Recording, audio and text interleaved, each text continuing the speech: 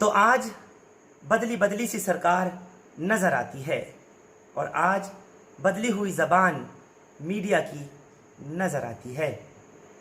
वही तबलीगी जमात जिसको कि 1 महीने पहले कहा जा रहा था कि ये देश भर में कोरोना फैलाने वाले लोग हैं, ये वही तबलीगी जमात है जिनके मरकज़ को यानी जिनके सेंटर को निज़ामुद्दीन इलाके में जो बंगले वाली मस्जिद है, जब वहाँ से निकाला जा रहा था तो कहा गया कि ये कोरोना का मरकज़ है। किसी ने उस मरकज़ को कोरोना एपी सेंटर कहा। Narela quarantine centre, Sultanpuri quarantine centre या वज़ीराबाद और बदरपुर क्वारंटाइन सेंटर, जहां तबलीगी जमात के लोग बढ़ चढ़ कर प्लाज्मा डोनेट कर रहे हैं, प्लाज्मा थेरेपी करा रहे हैं, और उनके लिए एक ऐसी तस्वीर, एक ऐसी खबर आपको बतानी और दिखानी भी बहुत ज़रूरी है कि उन लोगों के प्रोत्साहन के लिए, उनके इस कदम के लिए, ऐसे बढ़ चढ़ कर हिस्सा लेने के लिए दिल्ली सरकार के स्वास्थ्य मंत्री उन तबलीगी जमातियों से मिलने इन सेंटर्स में पहुंचे। यहाँ नरेला क्वारंटाइन सेंटर में भी आए और उन्होंने आकर के मुलाकात की उस वक्त उन जमातियों से जो की प्लाज्मा डोनेट कर रहे थे।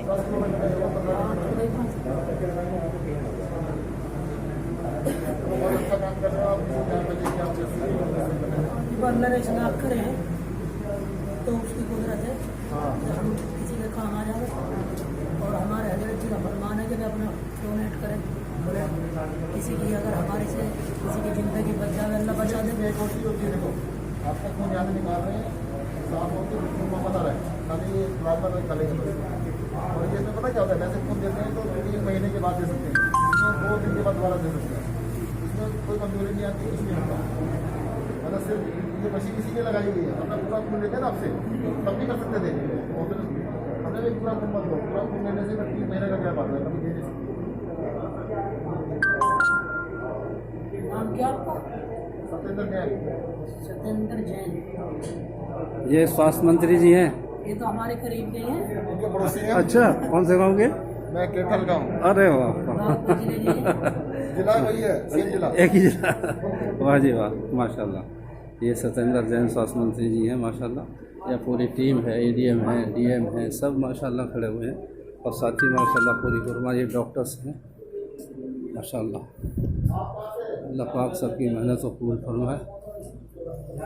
एक ये तस्वीर भी आपको दिखानी बहुत ज़रूरी है कि उन तबलीगी जमात वालों के लिए जिन्हें बदनाम करने में कोई कमी कसर नहीं छोड़ी गई, आज बहुत ज़्यादा प्लाज्मा डोनेट करने के लिए, प्लाज्मा थेरेपी के लिए जब से हुकूमत ने कहा है, जब से जमात के अमीर मौलाना साद ने कहा है, तब से इन लोगों का जो काम है वो काबिल सताइश है। और इनकी हौसला अफजाई के लिए दिल्ली सरकार ने इन्हें एजाज़ से नवाजा, गर्व कार्ड दिया गया। जो ज़िला के एडीएम हैं अरुण, उनके ज़रिए आज एक प्रोग्राम रखा गया और बाकायदा इन लोगों की हौसला अफजाई के लिए इन सभी तबलीगी जमात के लोगों को प्लाज्मा डोनेशन के लिए ये कार्ड दिया जा रहा है। देखिए वो तस्वीर।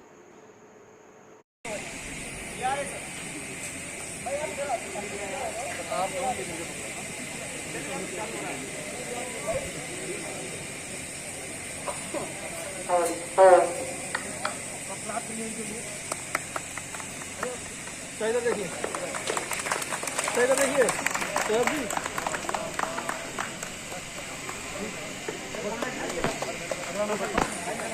समीर नसरुद्दीन अख्तर।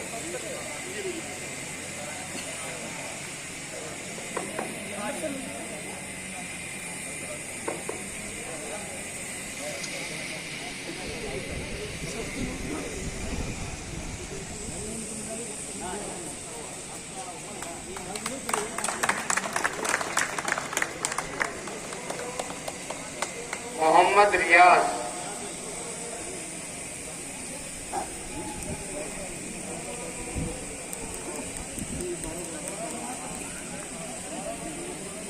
भाई थोड़ा डिस्टेंस कर लो भाई।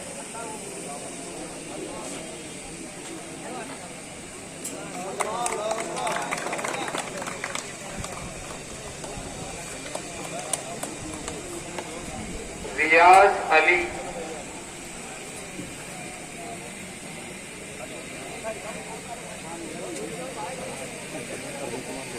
हाँ जी। दिल्ली सरकार की तरफ से अपॉइंट किए गए अरुण कुमार झा नॉर्थ दिल्ली से, उन लोगों को जिन्होंने प्लाज्मा थेरेपी दी है उनको जो है अवार्ड अप्रिशिएट अवार्ड देते हुए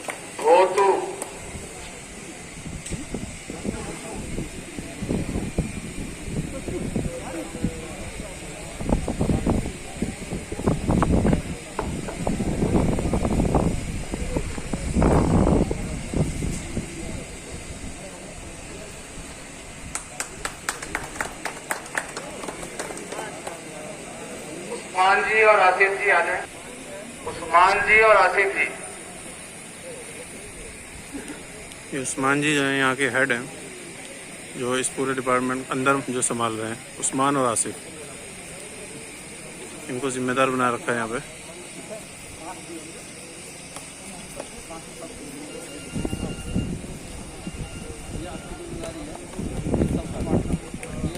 गौरव पत्र देते हुए एडीएम अरुण कुमार झा नॉर्थ दिल्ली।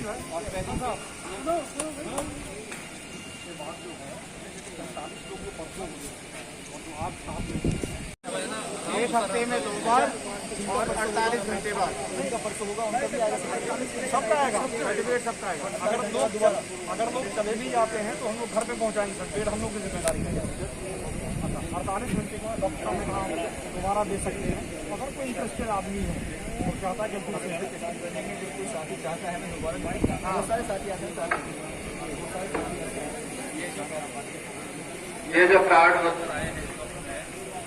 जो कार्ड दिए हैं 63 कार्ड है। इन लोगों ने 26 तारीख को प्लाज्मा दिया था। 26, 27, 28, 29 तक जा चुके हैं।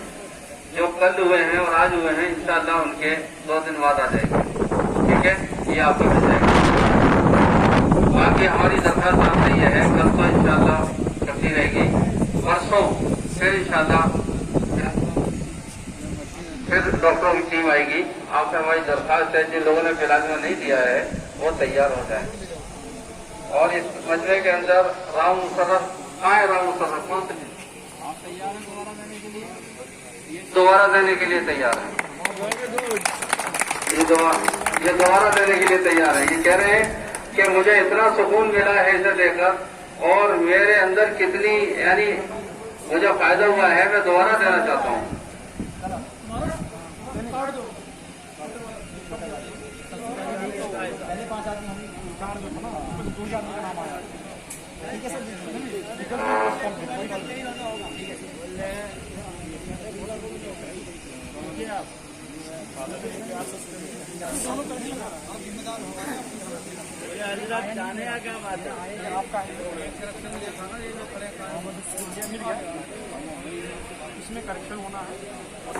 अब एक वीडियो वो जो दिल्ली के बाहर की है, उत्तर प्रदेश के किसी इलाके से सोशल मीडिया पर वायरल हो रही है। वो वीडियो जिस वक्त आई तो उसमें दिखाया जा रहा है कि यूपी पुलिस के जवान खड़े होकर के फूल बरसा रहे हैं उन जमातियों के ऊपर जिनका क्वारंटाइन पूरा हुआ और पूरा होने के बाद वो लोग अपने घरों को जा रहे हैं।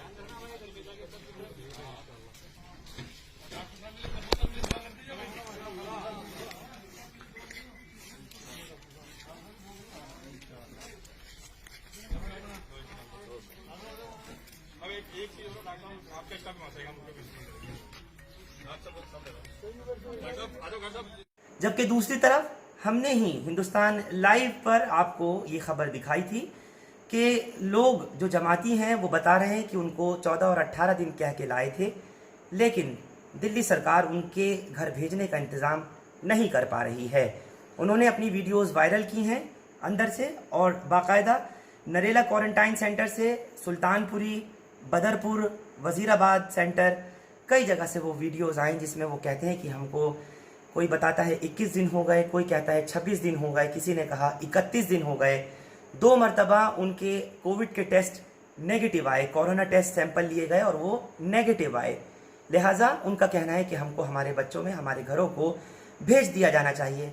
ठीक उसी तरह जैसे यूपी में क्वारंटाइन पूरा होने के बाद जमातियों को भेजा जा रहा है और पुलिस उनका स्वागत तक करती नज़र आ रही है। पुलिस उनको खैर बात कर रही है, उन पर फूल फेंक कर विदा कर रही है। यहाँ DDA फ्लैट्स द्वारका सेक्टर 16 में पिछले 31 दिन से क्वारंटाइन है। हम लोग 31 मार्च को मरकज़ निज़ामुद्दीन से यहाँ पर लाए गए और तकरीबन हमें 31 दिन हो चुके यहाँ पर। हमें 14 दिन का क्वारंटाइन पीरियड कह के लाया गया था, जिसमें पहला टेस्ट जो हुआ हमारा वो 5 अप्रैल को हुआ। उसके अंदर हमारी जो रिपोर्ट आई वो दोनों की नेगेटिव आई और जब 14 दिन करीब हो गए तो हमने मालूम किया कि अब हमें घर भेजने का क्या इंतज़ाम है आप लोगों का। तो इन्होंने कहा आपके 2 टेस्ट होंगे, अगर दोनों टेस्ट के अंदर आप लगातार नेगेटिव आ जाएंगे तो आपको घर भेजा जाएगा। तो दूसरा टेस्ट जो हुआ वो 14 अप्रैल को हुआ, जहाँ 14 दिन का क्वारंटाइन ख़त्म होना था। उस दिन दूसरा टेस्ट हुआ, उसकी भी रिपोर्ट जो आई तो हम दोनों की नेगेटिव आई। नेगेटिव आने के बाद हम लोगों ने पूछा, अब हमारी 2 रिपोर्टें नेगेटिव आ गई हैं, अब हमको भेजने का क्या इंतज़ाम है। उन्होंने कहा जब इंतज़ाम होगा तो हम बताएंगे। 20 दिन हो गए, 25 दिन हो गए। उसके बाद हमने खूब मालूम किया कि भाई हमें घर भेजा जाए, इतने दिन हमें हो गए। तो इन्होंने कहा कि हमें ऊपर से ऑर्डर नहीं है। तो हमारी सरकार से दरख्वास्त है कि हमारा रमज़ान मुबारक का एक महीना ये है जिसमें हम घरों में रह के अपनी फैमिली के साथ इस महीने को सेलिब्रेट करते हैं। हमारी फैमिली है, हमारे बच्चे हैं। तो दरख्वास्त है सरकार से कि इस बात की बेइंतहा फ़िक्र लें और हमको जल्द से जल्द घर भेजने की कोशिश करें। मगर सबसे बड़ा सवाल ये है कि इन जगहों पर मरकज़ में आने वाले जो लोग हैं, इन लोगों को यहाँ से जब निकाल कर के कोविड के डेजिग्नेटेड अस्पतालों में पहुँचाया गया और इन सभी लोगों को कोरोना से बचने के लिए क्वारंटाइन सेंटर्स में भेजा गया। तो जब सारे ही लोग भेज दिए गए अस्पतालों में और क्वारंटाइन सेंटर्स में, तो क्या सवाल इस बात का उठता है कि इन्होंने देश भर में कोरोना फैलाया या उसका संक्रमण किसी तरीके से फैलाने में बढ़ चढ़कर हिस्सा लिया। इस बात के लिए मेरे साथ बात करने के लिए मौजूद हैं डॉक्टर इशरत कफ़ील। उनसे पूछना चाहूँगा कि ये जो सवाल बार बार उठ रहा है उसको लेकर के क्या कहना है उनका। डॉक्टर इशरत कफ़ील, एक बात ये सामने आ रही है और लोग भी जानना चाहते हैं, आखिर ये कोरोना जमातियों से कैसे फैल गया, जैसे बार बार मीडिया इसको बता रही है। जबकि हमने देखा कि नांदेड़ में लगभग 4000 के आसपास जो श्रद्धालु हैं वो लॉकडाउन हो जाने की वजह से, कर्फ्यू हो जाने की वजह से वो वहाँ पर फंस जाते हैं। हम नहीं कहेंगे उनको कि छिप जाते हैं। अब जब पंजाब पहुँच रहे हैं तो कोई मीडिया इस बात को नहीं दिखा रहा कि उनमें से कई सैकड़ों हैं जो कि कोरोना पॉजिटिव हैं। जमातियों ने कैसे फैलाया, नांदेड़ से निकले तो कैसे नहीं फैला? देखिए, मैं तो बात करूंगा सिर्फ जमातियों की। 30 तारीख को जब जमातियों को बाहर निकाला जाता है और ये होता है मीडिया के अंदर कि जमाती 2300 के करीब लोग जमाती मरकज़ निज़ामुद्दीन के अंदर थे और मीडिया ने ये चलाया कि जमाती जो थे वो उस वक्त जमातियों को पता चला कि इतने जमाती वहाँ पर हैं और उनको निकालने की कोई सूरत नहीं थी। तो मीडिया ने बहुत ज़ोरों शोर से ये चलाया कि कोरोना जिहाद, जमाती जिहाद और कोरोना मरकज़। मतलब उन्होंने इस तरीके से पूरी दुनिया के सामने, पूरे हिंदुस्तान के सामने मीडिया ने पेश किया जैसे इंडिया में कोरोना लाने वाले और इंडिया में कोरोना फैलाने वाली जमाती हैं। मैं सिर्फ एक सवाल करना चाहता हूँ और बहुत छोटा सा सवाल, और वो सवाल ये है कि 14-15 मार्च को जोड़ होता है मरकज़ हज़रत निज़ामुद्दीन, कांग्रीगेशन जिसे कहते हैं जोड़, जिसमें मुख्तलिफ स्टेट से लोग आते हैं और वहाँ जोड़ होता है, उनकी बातचीत होती है। 14-15 के बाद 16, 17, 18, 19 के अंदर तकरीबन 1500 जमाती तबलीगी जमात के आदमी जो हैं वो अपनी अपनी स्टेट्स में चले जाते हैं, चाहे उसके अंदर तेलंगाना हो, तमिलनाडु हो, महाराष्ट्र हो, मध्य प्रदेश हो। ठीक है, उस वक्त तक कोई ये नहीं था कि अभी किस तरीके से यहाँ फैल रहा है। 22 तारीख को कर्फ्यू का जनता कर्फ्यू का ऐलान प्रधानमंत्री जी का होता है। 23 तारीख को ये होता है कि जो जहाँ है वहीं रहे, नहीं निकले, लॉकडाउन होता है। तो इसका मतलब यह है कि 4000 जमाती जो उस मरकज में जमा थे उनके अंदर से 15 निकल गए, तो तकरीबन 2500 के करीब जमाती वहाँ पर रह गए। अब प्रधानमंत्री जी हमारे ये कहते हैं कि जो जहाँ है वहीं रहे, वहीं पर ही अंदर रुक गए। ठीक है, 23 तारीख के बाद मरकज़ के आदमी SHO साहब के पास जाते हैं और उनसे कहते हैं कि भाई इनको निकालने की कोई सूरत पैदा करो।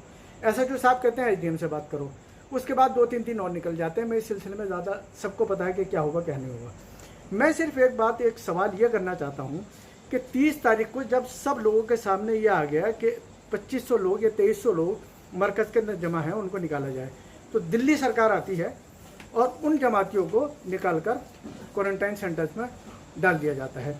और ये काम सही था, यानी कि वो सीधे मरकज से आप लोग भी जानते हैं कि वो जिस वक्त में DTC की बसों के जरिए बाकायदा जो मरकज हजरत निज़ामुद्दीन से जमाती लोग हैं वो वहाँ से निकाल करके क्वारंटाइन सेंटर्स में और डेजिग्नेटेड कोरोना अस्पतालों के अंदर LNJP वगैरह लाए जा रहे थे। और हमने हिंदुस्तान लाइव पर आपको रात के 3-3 बजे उनको लाने की रिपोर्ट भी दिखाई थी, बाकायदा बिल्कुल दिखाया। ठीक है ना, तो दिल्ली सरकार ने अपना काम सही किया। उसने काम ये सही किया कि जो संक्रमित हो सकते थे या जो वहाँ पर 2300 लोग थे उनको एक जगह से उठाकर क्वारंटाइन कर दिया। ठीक है, अब मैं सवाल ये पूछना चाहता हूँ कि 2300 लोग जो मरकज़ हजरत निज़ामुद्दीन से निकले क्वारंटाइन सेंटर्स में चले गए और उसके बाद से लेकर आज तक वो मुख्तलिफ क्वारंटाइन सेंटर्स के अंदर हैं, ना अपने घर जा पा रहे हैं, ना अपने स्टेट्स में जा पा रहे हैं। नहीं, मैं तो एक बात ये कहता हूँ, ना वो अपने घर जा पा रहे हैं, ना वो गलियों से बाहर नहीं निकले, ना वो किसी से मिले। तो कोरोना कहाँ से फैला? जमातियों ने कोरोना कहाँ फैलाया? जो कोरोना फैला उनके आपस में फैला भाई, उन्होंने बाहर तो नहीं फैलाया ना। इसी तरीके से जो 1500 आदमी गए उनके अंदर से आप ये कह सकते हैं कि वो अलग अलग जगह पर गए होंगे अपनी स्टेट्स के अंदर, वो भी जाके अपने घरों में चले गए होंगे। उनसे किस तरीके से थोड़ा बहुत फैला नहीं फैला इसकी भी कोई ये भी गारंटी नहीं है। ठीक है, वो लेकिन सबको जो ठीक जिम्मेदार ठहराया। लेकिन मेरे तो सवाल ये है कि मीडिया से, मैं पूरी मीडिया से सवाल करना चाहता हूँ, जितनी भी मीडिया ने ये बताया था कि कोरोना जिहाद है, उस पूरी मीडिया से एक सवाल करना चाहता हूँ कि एक जोड़ 2300 आदमियों का एक जगह था कांग्रीगेशन, उनको उठाकर क्वारंटाइन सेंटर्स में मुंतकिल कर दिया जाता है, हॉस्पिटल्स में भेज दिया जाता है, उनके टेस्टिंग की जाती है, उसके अंदर से कुछ पॉजिटिव निकलते हैं, कुछ नेगेटिव निकलते हैं, उस हिसाब से उनको डिवाइड कर दिया जाता है। तो कोरोना कहाँ से फैला? किसने फैलाया कोरोना? मैं बस ये सवाल करना चाहता हूँ। मैं चाहता हूँ कि मीडिया मुझे इस बात का जवाब दे। सवाल सबके जहन में है, मेरे भी जहन में है कि आखिर 13, 14, 15 का जो बताया जा रहा था कि मार्च के महीने में कांग्रीगेशन था और मरकज़ हज़रत निज़ामुद्दीन में लोग जमा थे और उस वक्त में क्यों नहीं निकाला गया था? कोरोना जो है वो जमातियों से फैला। तो आखिर जमातियों से जो फैला तो वो मरकज़ के अंदर ही अंदर फैला या फिर पूरी दिल्ली और देश में फैला? आपको ये खबर अगर पसंद आई हो तो आप इसको ज़रूर लाइक करें, शेयर करें। हिंदुस्तान लाइव फरहान याहिया आप लोग YouTube पर सब्सक्राइब कर सकते हैं और क्लिक कर सकते हैं बेल आइकन हमारी खबर की पहली नोटिफिकेशन के लिए। फेसबुक पर हमारा page Hindustan live Farhan Yahiya follow और लाइक कर सकते हैं। बहुत बहुत शुक्रिया आप सबका साथ जुड़ने के लिए। Thank you for now.